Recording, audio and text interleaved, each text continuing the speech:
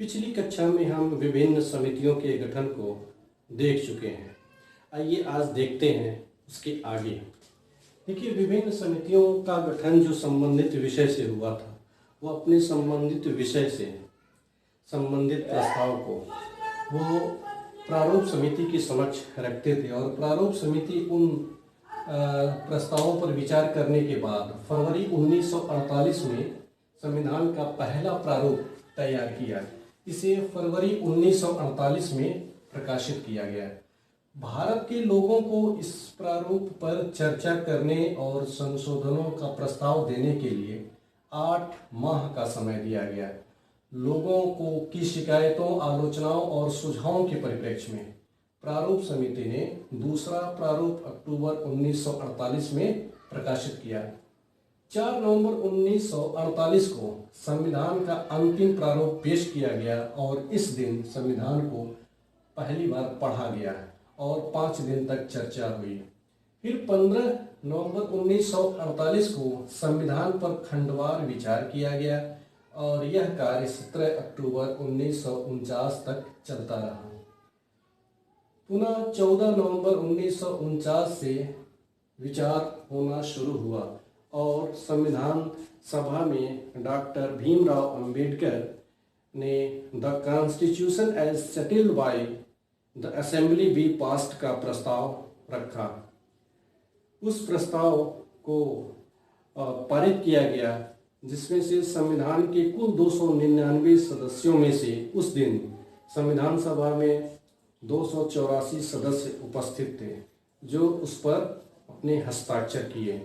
इस तरीके से हम देखते हैं कि 26 नवंबर 1949 को भारत का संविधान पारित घोषित कर दिया जाता है। इस तिथि को नागरिकता, चुनाव, तदर्थ संसद और अस्थायी व परिवर्तनशील नियम तथा छोटे शीर्षकों से कुछ जुड़े प्रावधान स्वतः लागू हो गए। संविधान को इसी दिन को अपनाया गया, लागू किया गया और स्वयं को संविधान को सौंपा गया है। अब देखिए, इसलिए इस तिथि को 26 नवंबर 1949 की तिथि को संविधान की प्रस्तावना में जोड़ा गया, ऐड किया गया।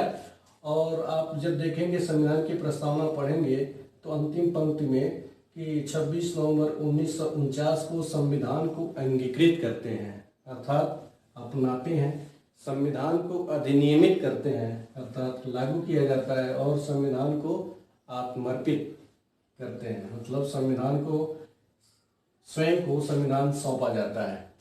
अब देखिए, संविधान का जो शेष प्रावधान था वो 26 जनवरी 1950 को लागू हुआ। अर्थात दूसरे शब्दों में कहें तो संविधान पूर्ण रूप से 26 जनवरी 1950 को लागू हुआ। इसके पीछे भी एक ऐतिहासिक महत्व है।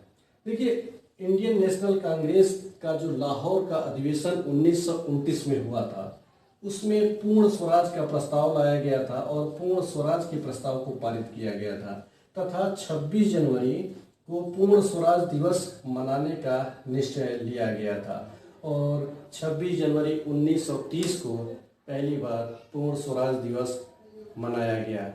उसी की ऐतिहासिकता की महत्ता को स्वीकृत करते हुए 26 जनवरी की तिथि निर्धारित की गई और इस तिथि को 26 जनवरी की तिथि को आज हम गणतंत्र दिवस के रूप में मनाते हैं। गणतंत्र का तात्पर्य ये होता है कि राज्याध्यक्ष जनता द्वारा निर्वाचित किया जाएगा, अर्थात वह जनता द्वारा निर्वाचित होगा और वह वंश परंपरा के आधार पर नहीं होगा।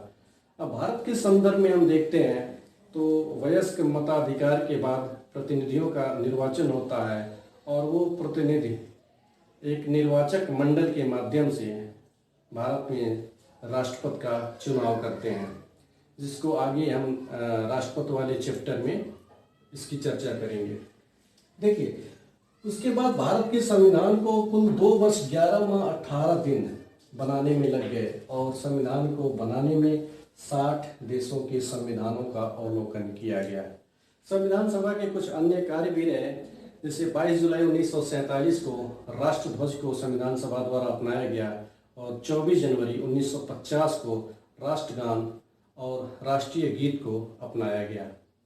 कि संविधान सभा में संविधान के प्रति जो स्टेटमेंट डॉक्टर भीमराव अंबेडकर ने दिया था, आप सबके सामने मैं रखना चाहता हूँ।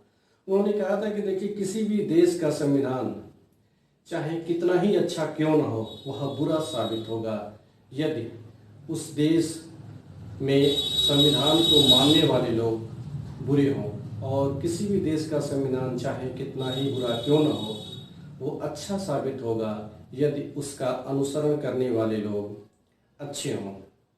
इसलिए